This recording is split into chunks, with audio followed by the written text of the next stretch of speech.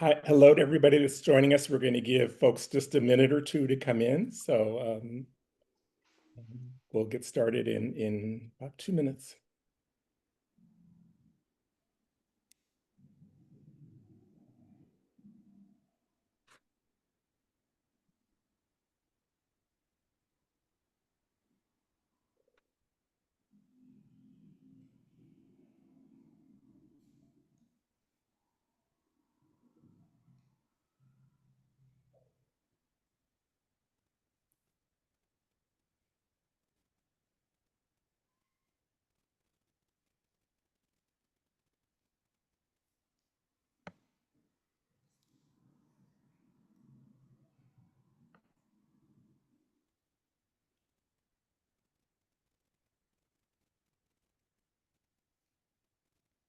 Supposed to be playing romper room and saying hello to everybody that I see out there. So it's a general hello. Um, I'll say this general hello because this is hysterical. I think this is really, really funny, which is this is, hi, Angie, here's your check, which I didn't put in the mail. So your check isn't in the mail. It's actually right here. That was bad of me. All right, I think we're going to go ahead and get started while other people come in. Welcome everybody. Glad to see everybody here. Thank you for taking the time. Um, my name is David Haynes. I'm the board chair of Kimbilio, and we're excited to welcome you to the revival of our Kimbilio online reading series. This was founded during the pandemic by Kimbilio, by Clea Williams, who is one of Kimbilio's founding fellows. And this series is intended as an opportunity for our faculty and fellows to share their publications with each other, as well as for Kimbilio to present the work of our talented writers to the community at large. Kimbilio means safe haven in Swahili. We are a community of writers and scholars committed to developing, empowering, and sustaining fiction writers from the African diaspora and their stories. Projects include readings, presentations at professional conferences, social media networking, book prizes, and an annual summer retreat for fiction writers who are members of the Kimbilio community. And I'm really pleased to see so many of our fellows in the audience tonight. If you'd like to learn more about our work, please visit our website, kimbiliofiction.com, where you can subscribe to our newsletter that will update you on what we're up to. You can also follow us on Instagram, Facebook, and Blue Sky at Kimbilio Fiction. Our web co-host tonight is Kimbilio's administrative manager, Nuha Faria, and she will post those links in the chat.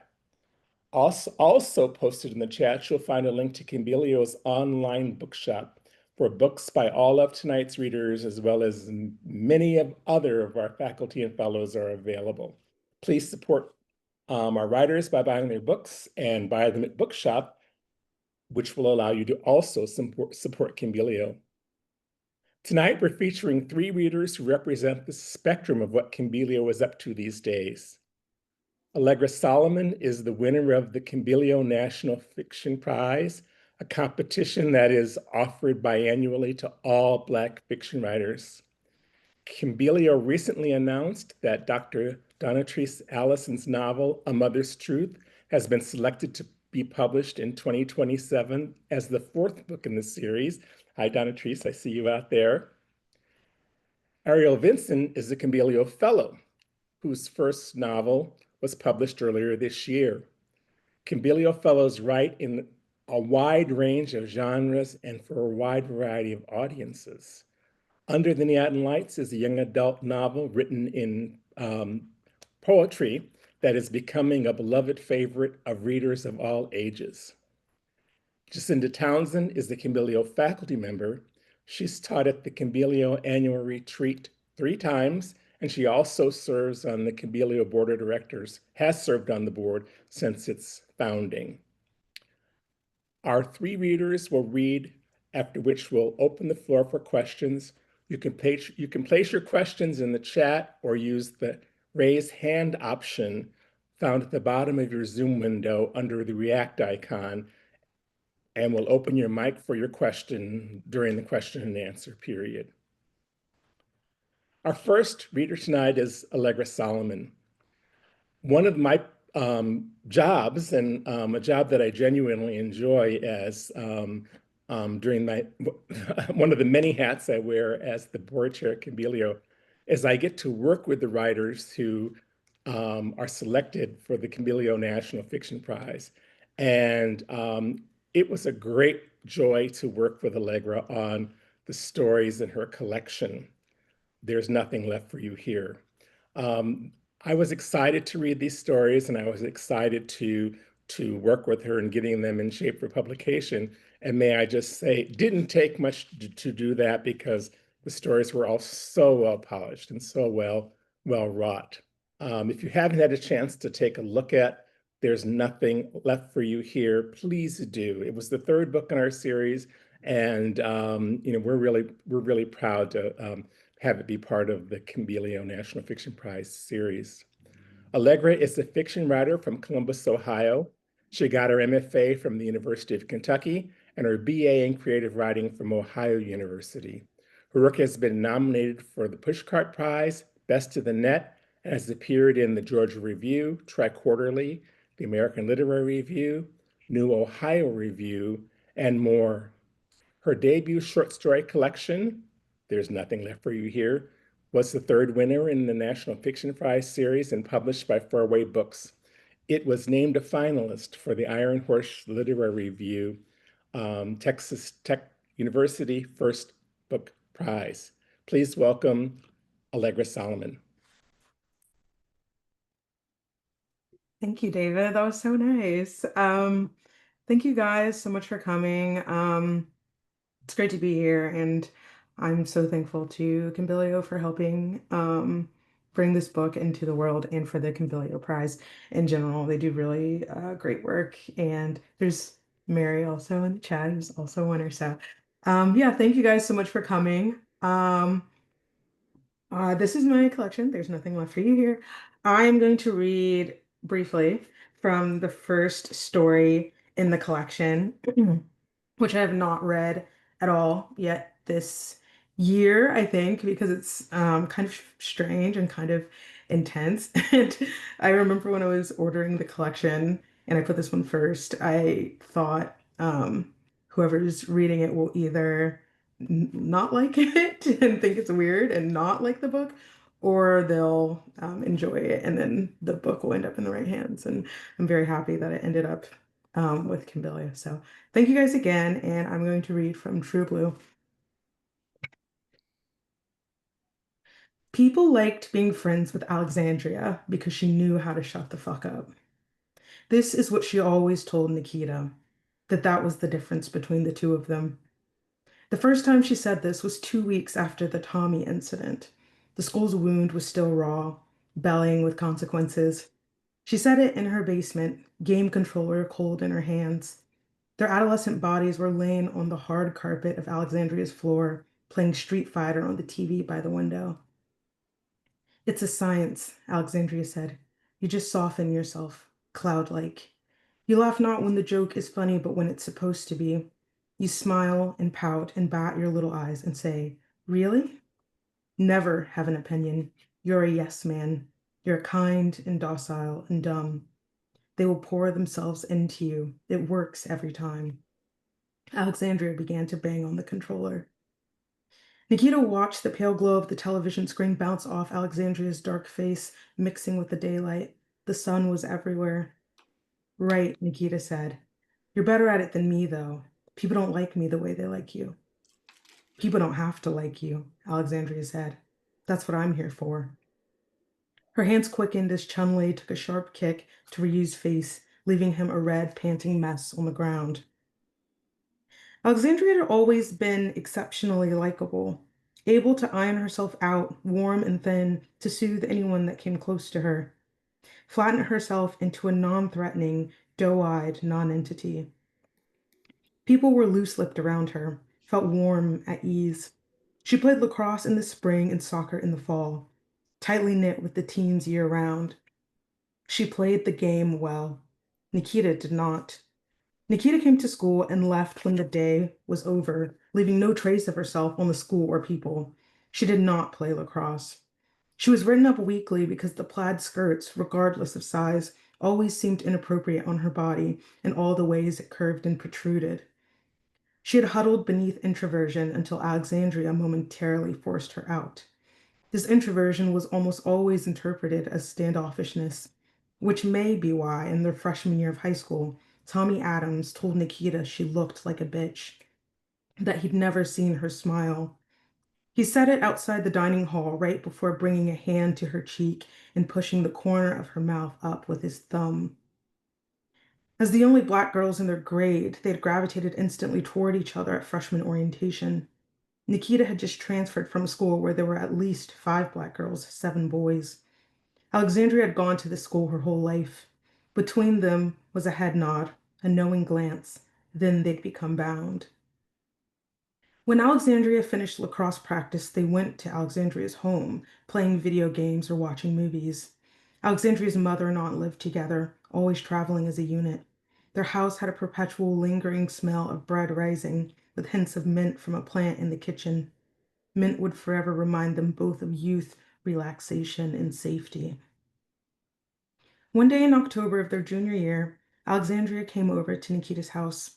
They lay on the floor of her bedroom playing a one-on-one game of Egyptian rat screw.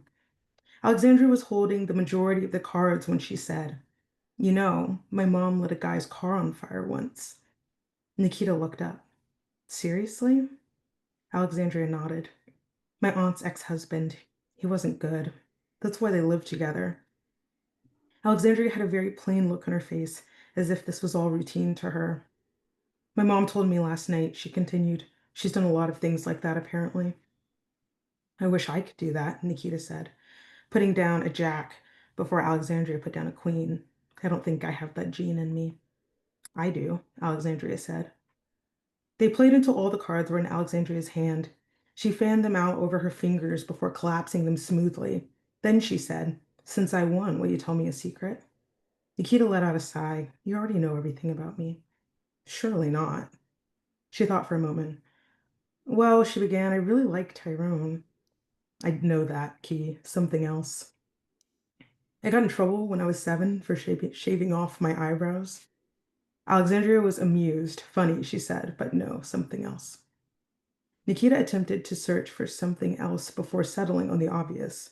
This is when Nikita told Alexandria what Tommy said to her all those years ago about her bitchiness. She'd kept it to herself. "He said that to you?" Alexandria asked. Her face was stiff. Nikita just nodded and brought her own hand to her face, pressing a smile into her cheeks the way he had. It was the first time Alexandria went uncharacteristically quiet, pensive lines carved into her face. The school pulsed the next day. The small chaos painted the glass walls of the junior lounge. Tommy Adams, his girlfriend and co-captain of the lacrosse team, Lillian Barnes, was a whimpering, sobbing spectacle beneath the bleachers of the football field. Alexandria was there, rubbing her back, soothing her. When Nikita walked into the girls' bathroom, there, written in careful Sharpie on the mirror, was "Tommy Adams is fucking Ava Reynolds" on the side. The dean implemented handwriting tests a period later. Alexandria was never caught. That night, Nikita sat at Alexandria's feet. Alexandria had a rat tail comb in her hand, dismantling the fraying black braids in Nikita's hair. Ava was a theater kid, something Alexandria also dabbled in, and she had drunkenly let the secret slip at a cast party right before she blacked out. Alexandria told Nikita this as she undid the last braid. When all the synthetic hair fell to the ground, the girls made ice cream sundaes. That's when Alexandria told her that the rush of it all, the chaos that followed, carrying out the act, hiding out in the shadows, it gave her an almost maniacal power. She felt like a god. This is what began getting Alexandria up in the morning, that quiet havoc she could wreak, the slow, methodical collection of intel, slowly wringing the life out of people, them not even knowing she was twisting them clean. She felt her body sharpening at all its edges. She told Nikita she wanted to become a deadly weapon. Alexandria invisibly clawed her way through that school. Good behavior was rewarded, of course. She was just. She only disciplined those who had wronged her, or Nikita. Alexandria was incredibly patient, understood the importance of timing. In fact, sitting on information for months made that moment of retribution more pleasing. People forgot she was in the room when they said something, forgot they told her something directly. Like the time one of Nikita's crochet braids slipped out and hung in the grass of the quad like a snake. Tyrone Harris, believe it or not, was the first to pick it up and swing it around. He made airplane noises and passed it to Steve Nelson, who passed it to Amy Scott, who passed it back to Tyrone. Nikita felt a pinch in the bridge of her nose and said, I think I'm going to cry, before heading to the girls' room. Alexandria could feel new depths being born within her. The next week, Steve had people over while his father was away on business. The guilty parties were there. At 4 in the morning, when all the guests were asleep, Alexandria had let loose rats in the doggy door to his home. His ex-girlfriend had mentioned this access point at the lacrosse girls' lunch table once. Steve actually has a doggy door at his house, she said. I've never seen one of those in real life. Have you guys? Parties became infrequent thereafter. If they existed, they had become clandestine gatherings. At first, Alexandria felt bad about the innocents that got caught in the crossfire, but that was not something she could worry about. Nikita was an observer by nature, almost entirely neutral about the morality of the acts, never getting involved. It seemed to balance an eye for an eye, humiliation for humiliation. Nikita's strength was in her indifference, allowing Alexandria to act as she may, cheering her on as she mastered different fight games after school. One day, while watching Alexandria play Mortal Kombat, Nikita said, I feel like I don't do enough for you.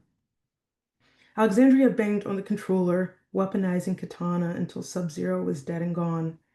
I don't need you to do anything for me, Alexandria explained. You're my best friend. You spend time with me. What more do I need from you? Nikita pulled a thread from the carpet. I don't know, she said. I don't want you to feel like you have to do all that crazy stuff for me. You can stop any time you want. Alexandria paused the game and turned to her.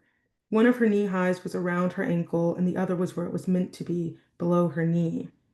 It was always like that, after a long day of school. The body, the clothes, disheveled. Key, she said. If we don't protect each other, who will? And I'll stop there. Thank you.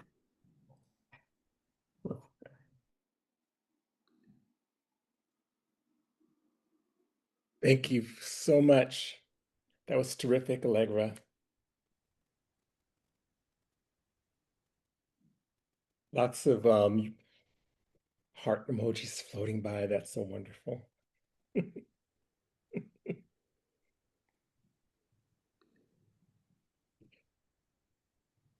All right. Thanks, everybody. And thanks, Allegra.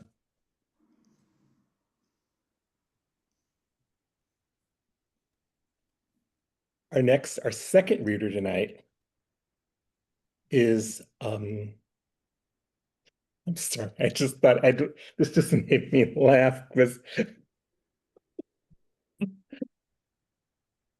Ariel just corrected me how to say her name. And then I was like, "Did you say her name was? It's Ariel, right?" Yeah. Ariel Vinson. Oh gosh, I just tickle myself sometimes. When you correct someone right before they have to say it, that now it's all messed up. Now it's all messed up. My brain just went to other places. I mean, the minute I tried to remember, which did you say? Ariel is one of our Kimbilio fellows. And one of the things that's been really terrific and is as those of us who've been around Kimbilio was watching all the great successes the members of our community have been having with their work, winning prestigious awards, having the work being published in important venues, and so many books coming out. And in addition to that, as these books come out and as people go around the country to share those books, seeing the love and support that the community is bringing to those books and to those authors as those books come out into the world. And as I look around the screen, I see lots of other books that I know that are coming, or I know that are in the pipeline, and we're going to be seeing in the next couple of years. And I know the other thing in that she would share with you, which I'm, just going to jump in here and just say it first, is again, it's such a powerful community to be a part of because of that, and also as the years between being at the retreat and the book coming out, the ongoing support of the community in terms of getting the books completed has been, I know, really, really helped you and really helped help make the book happen. I mean, you really have people. You find your people when you come into the Kimbilio retreat, and I know all of our many fellows in the audience will share that um, experience and or having that finding that similar love.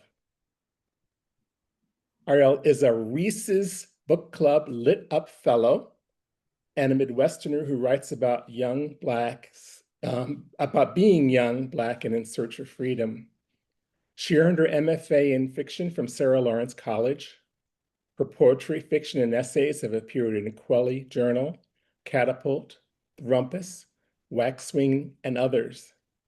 She's a Tin House YA Scholar, Highlights Foundation Scholarship recipient, and a 2020 Walter Grant recipient.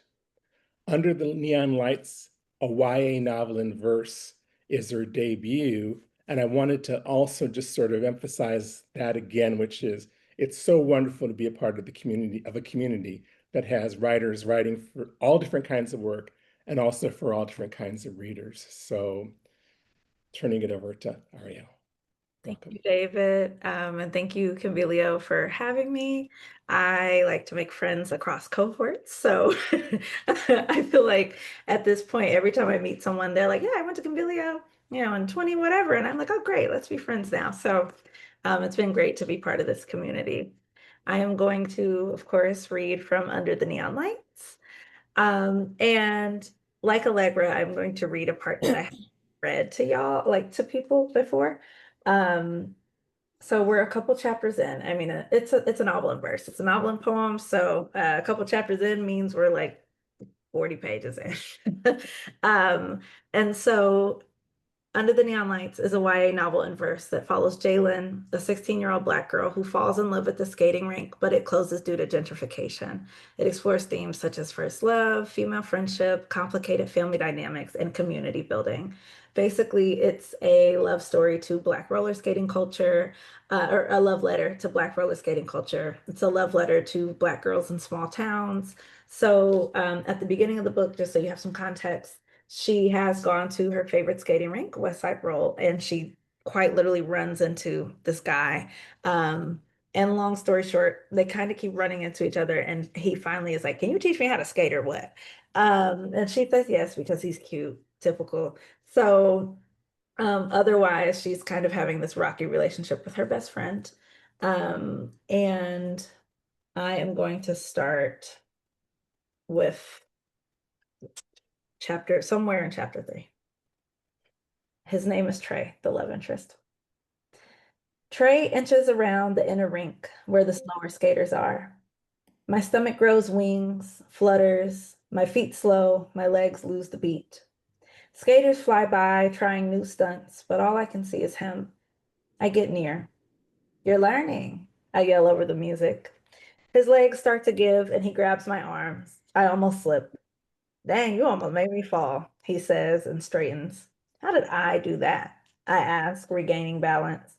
You make me nervous, he says, eyes stuck on his rental skates like they'll walk off on their own. The twinkle in Trey's eyes and the soft twitch of his lips make me want to toss my fears in the trash. I ignore his comment. How about the basics today? Do I have to learn? Oh, I didn't realize you were a quitter. We pass skaters in the middle, learning to falling, getting up, grabbing onto each other. Suddenly, I notice all the touching that I didn't account for. Nah, I don't quit. It just looks easier than it is, he says. Everything isn't as easy as it appears, I reply. Okay, Socrates. Whatever. I laugh and roll my eyes. Let's work on balance and speed. I pick up my pace, smiling over my shoulder at his unsure legs. The minute he quickens, he falls, stretched out on the floor, next crane to make sure he's okay. Once I realize he's good, my laugh overpowers the music, tears flow down my face. Relax on me, relax, he says from the ground. I stick my hand out, waiting for him to take it. He clutches my hand tight, and I lead him to a bench. Are you going to try again? I ask. I need an icy to cure my embarrassment. His body hunches over. He rests his hand on his head, faking a faint, dimples appearing each time his grin shows itself. My smile appears without permission. How am I supposed to teach you if you keep giving up? He replies in his fake faint. I never said I'd be easy to teach. DJ Sunny announces slow skate. An R&B turns the whole rink molasses slow. Sticky sweat cooled by the ebb and flow of the old head lovers breezing by. The lights dim and some skaters leave the floor. Others spin around to skate backward. This is the quietest time at West Side Roll. A few snaps, some singing, but mostly we're close to someone else or wondering what close would feel like. Every skater here knows the song by the intro notes alone. I'm gonna skate to this before we go, I say to Trey, smoothing my clothes out. I want to skate too. I thought you gave up, I ask. I can hold on to you though, right? The butterflies in my stomach tell me to run. I respond to Trey, maybe next time. Watch him flatten, feel the butterflies flap away. I can't start something with him when everything I used to believe about love, that it's forever, that it's worth my whole heart, has been disproven. When every time I think about trying, I remember anyone can leave me if my own father can. Before it gets awkward, I rush to skate alone. As much as I want Trey, it's easier to stay friendly. I feel his eyes as I spin to backward skate to Tevin Campbell's Can We Talk, a West Side Roll classic that usually puts me at ease. But today I'm completely offbeat, moving 2 times the speed of other skaters. My hands sweat, my stomach is in knots, body so tense even a masseuse couldn't loosen it. I slow down. I hum, briefly close my eyes, inhale deep, exhale through the mouth, and there it is, that feeling of freedom. A brief history. My parents taught me how to backward skate. My dad was the better teacher. I still remember his words. Knees bent, one foot in front, then the other. My mama only said, just feel it. The music lowers, bright lights shine again, no more darkness to hide in. West Side Roll has been amazing, DJ Sunny starts. We all slow down even more, gather toward the DJ booth, trade confused glances. DJ Sunny is so close to the mic he could kiss it. He recalls skate memories, asking us to remember with him. Some skaters glance at each other to remember together.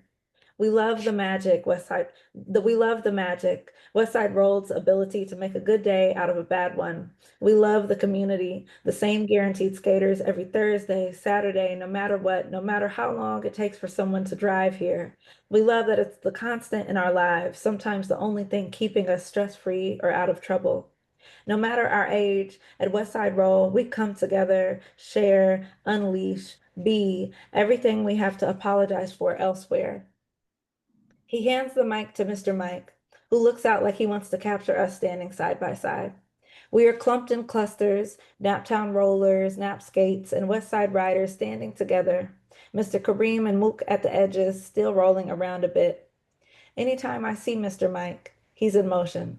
Whether it's checking on the cafe or running skate rental because someone called out of work, or flowing on the wood, trying something new, or joining a skate line. This is the first time I've seen him still. He looks tired, eyes baggy, body slouched, beard rugged. West Side Roll has been my baby for decades, he finally says.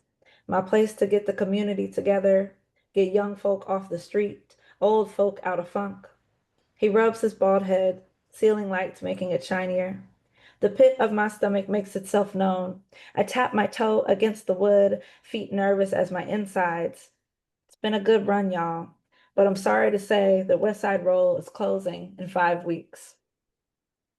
It's like someone snatched the breath out of my body. I don't see anything, only hear, "oh mans," or "what the fucks?" I am motionless, wondering how something so special to me, to us, could disappear. Trey has to force me off the rink floor, playing tug of war with my arms. I can't believe it, I say. He rubs my back like he's calming a baby.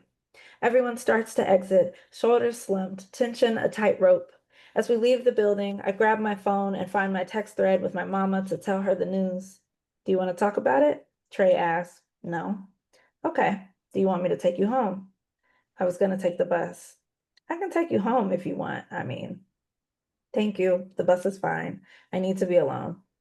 Let me at least drive you to the stop. Pull up right here, I say once he gets close, and I reach for the car door handle.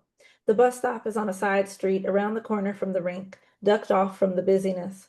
Don't you want to wait until you see the bus coming? How will the driver see me? I ask. My bad, my bad. No one else is here yet, still hanging in the parking lot processing the news together. I needed to get away. I get out of the car and Trey rolls the passenger window down. I'm staying until the bus comes, though, he says. Now you're my parent? No. I told you I'd be your friend. Undying loyalty and bus watches included. Thank you so much, everybody.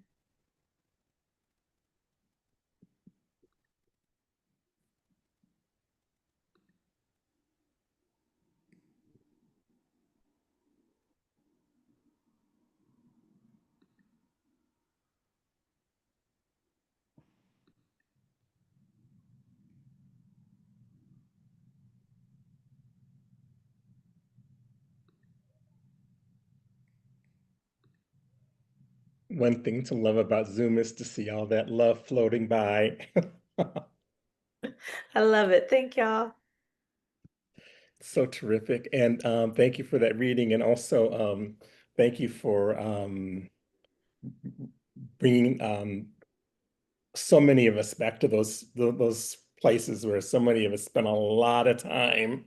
Um, and um, and the heartbreak of when they disappear, those places that bring us together as a community. All right. Reminder that after we finish Jacinda's reading, we're going to open it up for Q&A. So you can already place your questions in the chat if you'd like, and we'll grab them for the Q&A part of the discussion. And we'll also be seeing if we can catch people's hands as they raise. And now we're going to move on to Jacinda Townsend. And what I want to say about Jacinda is that if you could see Jacinda and my private chats, they should be on the bestseller list.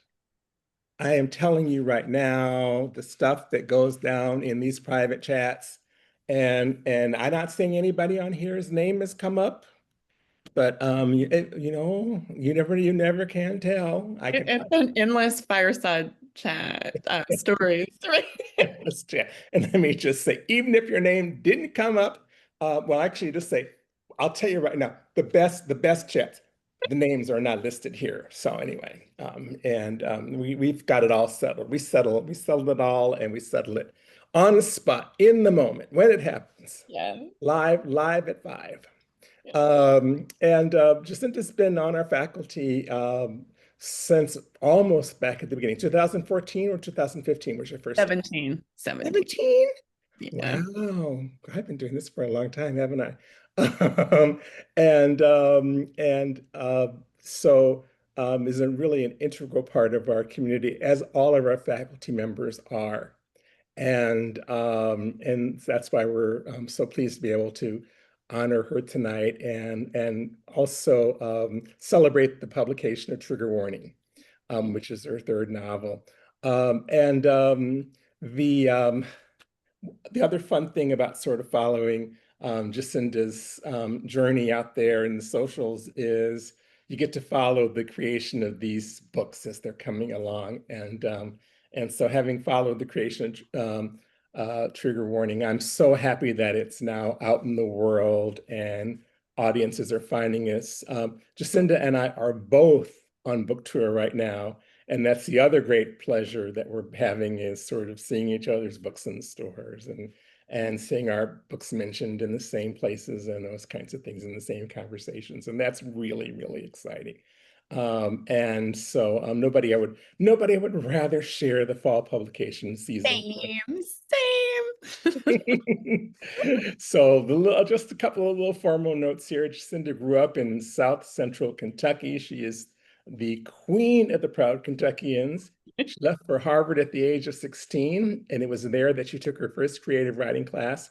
Um, After doing time as a broadcast journalist and then as an antitrust lawyer, Jacinda got her MFA at the University of Iowa's writing workshop before going on to spend a year as a Fulbright Fellow in Cote d'Ivoire. She's the author of Saint Monkey, Mother Country, and the just released Trigger Warning. Jacinda teaches in the MFA program at Brown University and is a mom to 2 children who amaze her daily and who it is a great pleasure also to watch her interact with. Everybody, Jacinda Townsend. Thank you.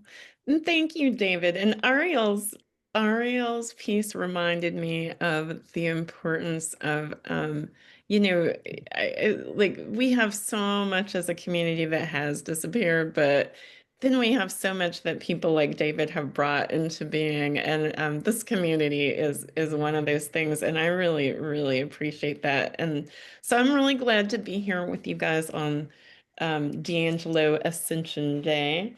I'm gonna read from Trigger Warning, and there's a list. I know a few of you might have the book, but there's a list of police brutality victims after the copyright page, and it's dedicated to them. And before I read, I would love it if you could think of your own, the person who you just can't forget, the person whose brutality story you can't forget. And if Nuhai can maybe unmute everyone and you can just call their name. And I'll go first. Corin Gaines. Trayvon Martin. Tamir Race. George Floyd. Philando Castile. Breonna Taylor. Sandra Bland. Trayvon Martin. Michael Brown. Trayvon Martin. George Floyd.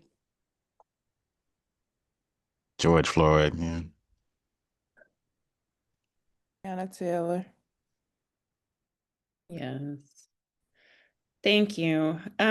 So I wrote this book for them because I had interviewed some survivors. And when I talked to Tamir Race's mother, one thing she told me is that his sister, who witnessed the whole thing, and she was only 14 years old when she witnessed it, that for a long time she couldn't eat. And all those kids sort of like fell off. They had been doing well in school and then they weren't.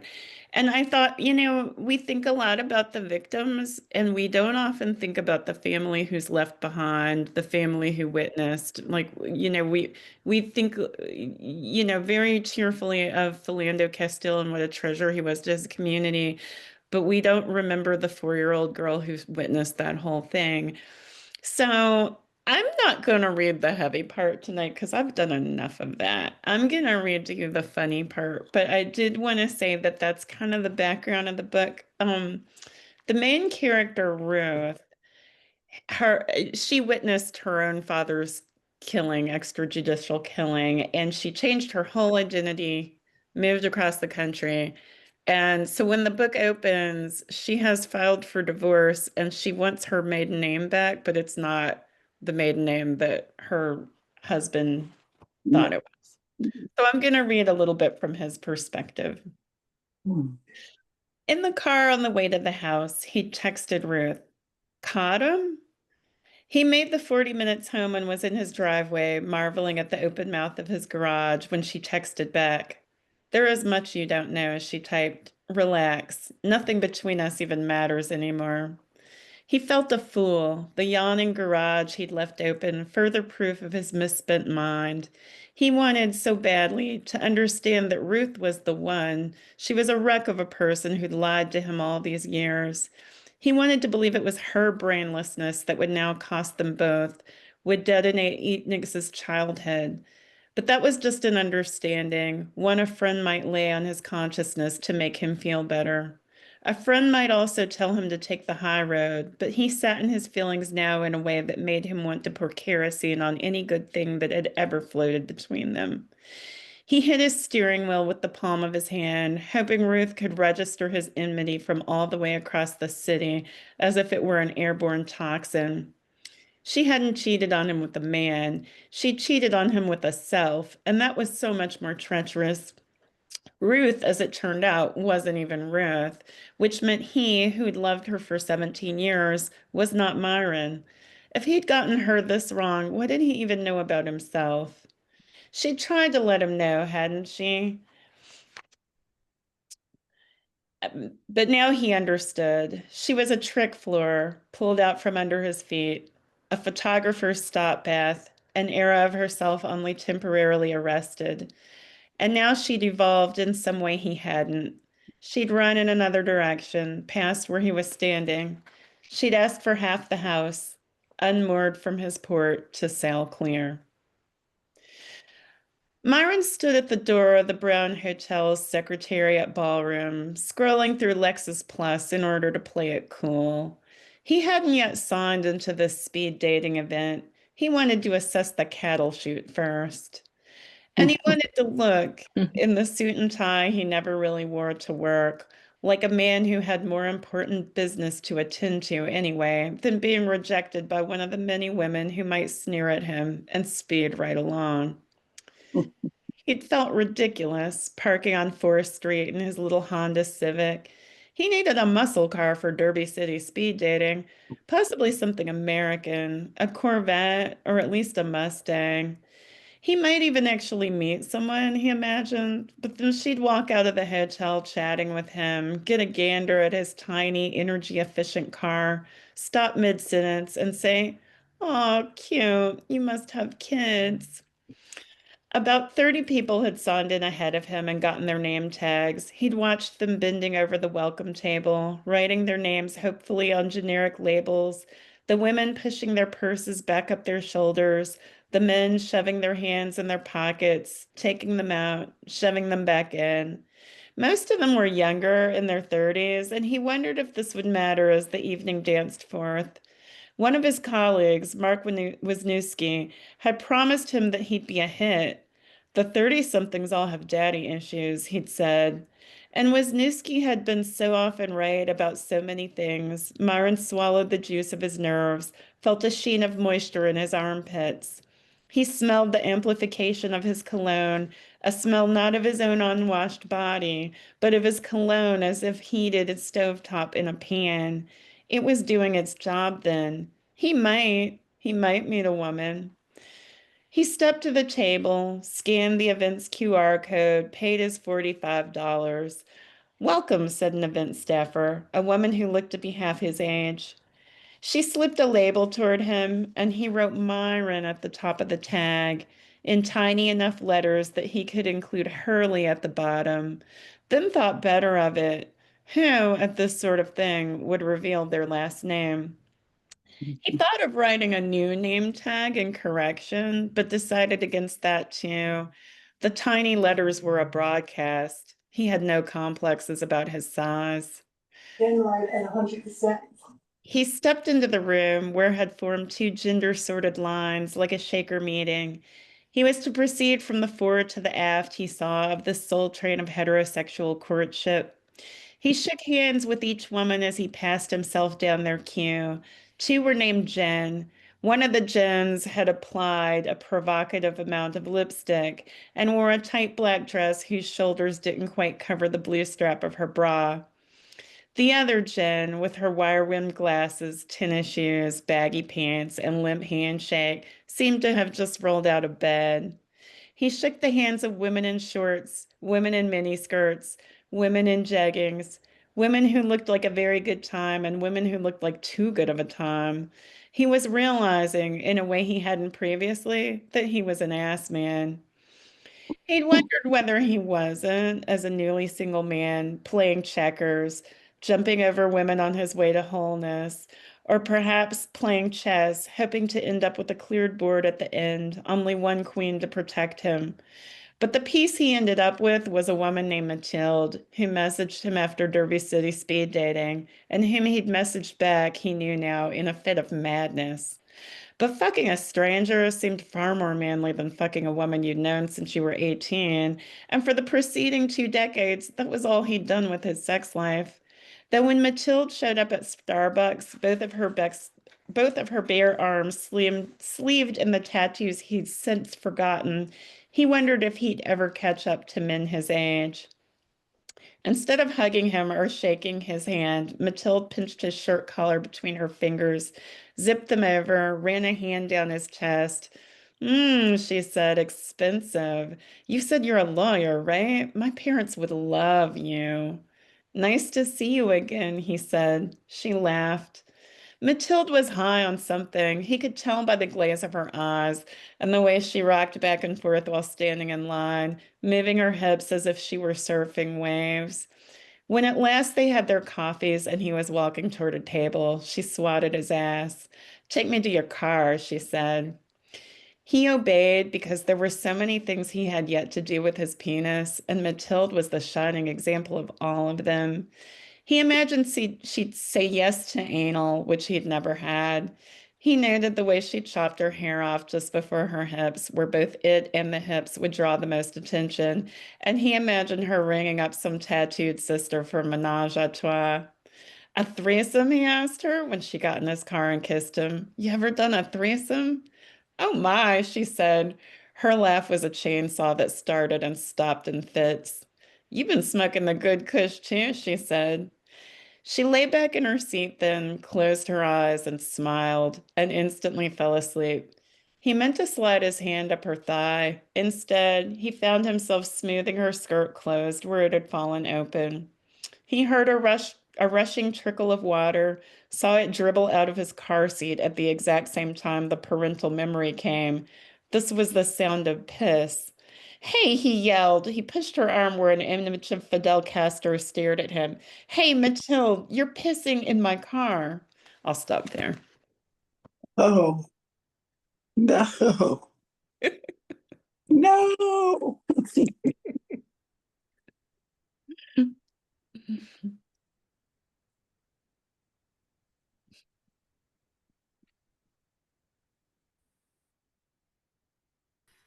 Lots of love floating by. And now you're just going to have to buy the book. See, that's how you do it. You see, you saw 3 examples of it tonight. You read a little bit, you leave them wanting more. And then this is my sales pitch. Remember, all of the books are available in the Kimbilio bookshop, which is linked in the chat. Thank you, Jacinda. That's amazing, amazing. And believe me, the rest um, is a balance of great fun and also heartbreak. And you're gonna love reading this book so much. We have time for some Q&A, and so I'm going to start with the Q just for everybody, each person. Talk a little bit about because I think if we go around the band room here, I think Allegra was right at the beginning of the year, right? Was when her book was out. Then it was Arriel, and then Jacinda's right now. So just talk about your experiences this publication year, and we'll start with Allegra. Anything you want to share about that? Yeah, it's been a really great year and really fun and really surprising. Also, I think when I wrote this, it's one thing to like go your whole life and say that I'm going to do this thing, and then like very different to like be living in it and like trying to be present in it also. So I've learned to enjoy the experience and like not think about too many things. I will say, like, when I wrote it, my first thought was that, finally, like, my family and my friends and all these people I know will finally be able to read this thing. And it's been such a like experience like realizing that like other people are like actually reading it too, and books find their ways into people's hands in like so many different ways you can't even conceive of. And like a friend of a friend of a friend sent me a photo of someone reading it like on the subway in New York. And obviously I live in Lexington, Kentucky, so it's just small things like that, and yeah, having people that said they went to a different talk I went to and then come to another one because they enjoyed it, and all the people that I've got to meet. So it's been a really fun year, and uh, I've met more people than I expected to, and enjoyed it in ways that I hadn't expected to. So yeah. Ariel? Yeah, I feel the same way as Allegra. There are so many surprising things, and I think the most surprising thing is people are reading the book. Under the Neon Lights came out in June, and I sent myself on a book tour, because that is what you do as a YA author. You gotta go find the kids. So I think what has been the most fun for me has been realizing that, sure, it looked like a lot of fun, and everyone found out in June that there was a book, if I, because everyone's going to ignore the pre-order stuff until the book comes out. But what has been the most fun and surprising has been people still finding out about the book right now, especially teens. So I was at like a friend's birthday thing, or a friend of a friend's birthday thing, and they were like, "Hey, I work at this school, and your book continues to be checked out. Like, you have found your target audience." And then another friend who was there, who's also an educator, was like, "Oh yeah, I saw some kids reading your book at blah blah blah," and I was just like, "Oh my gosh," because I think, I have had a lot of FaceTime with adults, and so it is so interesting to be writing a YA novel in verse, and I'm still kind of finding my way in the classrooms and finding my way into, um, I'm like meeting educators in Indiana. So it's been really fun to just figure out. I mean, I know who my audience is. I want the Black girls to read it, but it's been fun to watch my book journey to them. Otherwise, I'm exhausted. I'm exhausted. I'm not gonna lie to y'all. I am tired. And this month is National Roller Skating Month, so I've been trying to do a lot. And I'm having a skate party next week. So I've been trying to celebrate and, keep the momentum. But honey, after this month, that's it for me. Jacinda, this is round 3 for you. So Yes. And it's funny, like somebody was telling me the other day, I've heard this from a couple of people. Somebody said this is like the rawest one you've written, which I guess is sort of a compliment. But I think like when I wrote it, I didn't really know what grief was like, and I was trying to figure that out through these characters. And by the time the final edits were in, my mother had transitioned suddenly, and Trump had taken office. And I feel like in some ways I kind of wrote myself a manual about grief, which it's been healing to read from this and have that journey.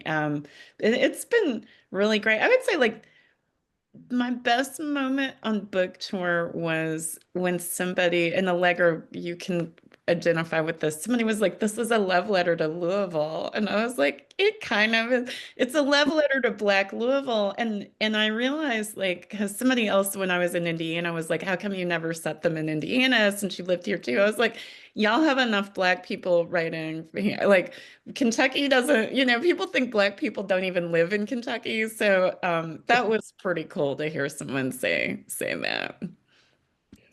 we have a question from the chat, and we'll go around the circle again here. Who do you imagine as your readers or reader, and how does that help you stay on task? And does it change from book to book? So we'll start with our first book people who are clearly working on their second books, of course. And then we'll come around to Jacinda. Allegra? Okay. Um, I mean, so I realized after watching Ariel and Jacinda speak that I like didn't introduce my book like at all. But my book is about Black women in their 20s. Um, all the characters Black women in their 20s, and the book um I wrote it between 2022 and 2023, so right off the heels of the pandemic. And it's not a pandemic book at all, but it has a lot to do with like isolation and loneliness and yearning for connection in like good and bad ways. Because it felt so close to me at the time. And a lot of the stories I pulled from my own life and also the lives of my friends who are also young Black women in their 20s. And so that is like the audience that I envisioned when I was writing it. And the book I'm writing now, it's also, well, I guess I'm 27 now, but like it's a similar thing. Like that is who I'm writing for. But and then at the same time, my mom and my elders and family members have read it and connected with it also, even though, they're not in that period in life, but I feel like a lot of those feelings and those experiences are universal. So even though that is who I envisioned and who the stories are about, um, whoever picks up and identifies with it. But yeah, I always write with um, young adults, young Black women in mind. Yeah, I always write with young, like Black teens in mind. So me and Allegra are saying the same thing. Um, and especially those in the small towns, specifically in Indianapolis. We have a few authors YA authors in Indianapolis, but not that many Black ones. And so I feel like it's my duty to write the stories of the Black girls who grew up in the hood like me. And this might not particularly be a hood story per se, but you could, like, if you read the book, you'll kind of see what kind of neighborhood she's in and why it's being gentrified, etc. And then yeah, I'm realizing, like, as David, this is a good question because I'm like, is it the same every book? And it is. It's young Black girls, but I think it's young Black girls who, for some reason or another, think they don't have any agency. And I'm, just thinking about the agency maybe they think they don't have in their community, or maybe they don't have in their own future, their own life. Um, and I also think, even though, of course, I'm writing for teens, I threw a lot at my girl, at the protagonist. And so, poor baby. And so a lot of adults can read this book and be like, ooh, she's going through it. And like, this is how she continues to center community through this book. Because I also kind of, I wouldn't say finished in the pandemic because I write pretty slow, but that is where I had the most focus on this book. And I was thinking about, like, how do we continue to show up for each other when we can't even see each other in person? So Nice. Yeah, I would say it's funny. My publisher, I can tell, keeps trying to market me to women. And I would say like women of all ages. And I'm like, I'm actually writing for everyone who is middle-aged and maybe older. Because I think that people really underestimate the way that like middle age is as hot of a fire as like adolescence, really, because you're going through like the same changes in a lot of ways, and you're trying to like figure out who you are and what comes next. And like it's terrible, but it's also really funny. I don't think I've ever laughed so hard as I have since I've been like 40, partially with David in chat. Um,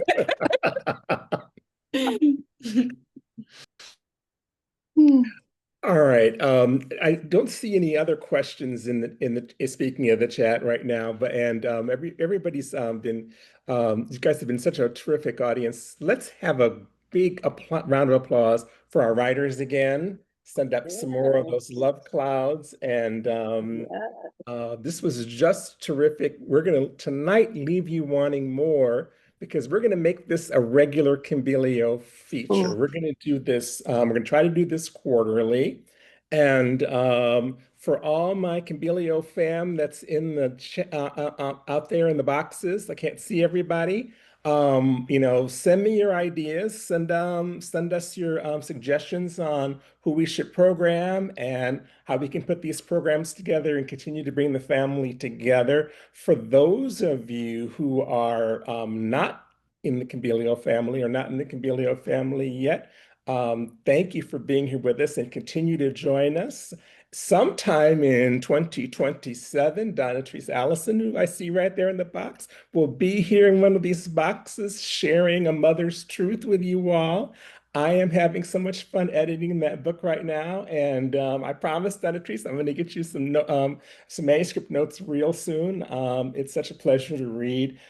This is such a great family to be a part of, and again, let's one of the things we're committing to is doing this more often, coming together and celebrating our work and celebrating our books. And so one of the things I want the family to think about here is also join us.